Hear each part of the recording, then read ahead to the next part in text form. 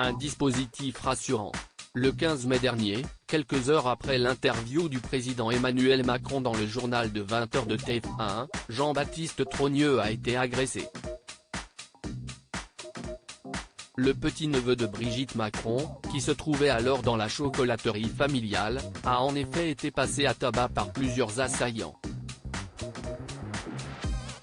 Une dizaine de personnes se sont dirigées vers notre boutique du centre-ville d'Amiens après la prise de parole du président à la télévision, a raconté le père de la victime, Jean-Alexandre Trogneux, dans les colonnes du Courrier Picard. Et d'ajouter: Jean-Baptiste est rentré à la boutique quand ils lui sont tombés dessus.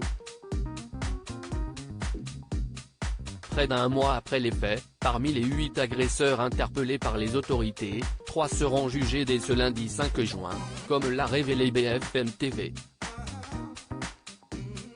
Heureusement, la sécurité de la famille de Brigitte Macron a été renforcée depuis l'agression. En témoignent les révélations de Brigitte Fourré, la maire d'Amiens, lors d'un reportage de nos confrères de BFM TV, diffusé ce dimanche 4 juin. La femme politique de 67 ans a notamment assuré que les images des caméras de surveillance autour de la chocolaterie Trogneux, à Amiens, étaient régulièrement consultées. Nous pouvons aussi, à la demande de la police nationale ou à la demande d'un juge, faire basculer les images vers les autorités policières et judiciaires, a-t-elle insisté.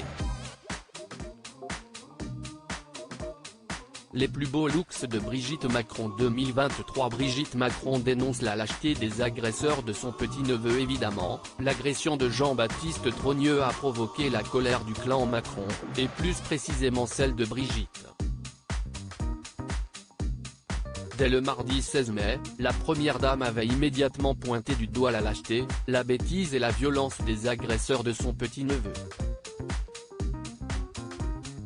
Je suis en solidarité totale avec ma famille et en rapport constant, depuis hier 23h, avec Jean-Baptiste et Jean-Alexandre, son neveu, note de la rédaction, avait indiqué la compagne du chef de l'État, selon l'AFP.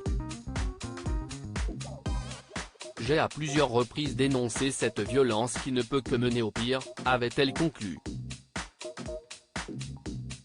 Article écrit en collaboration avec 6 médias.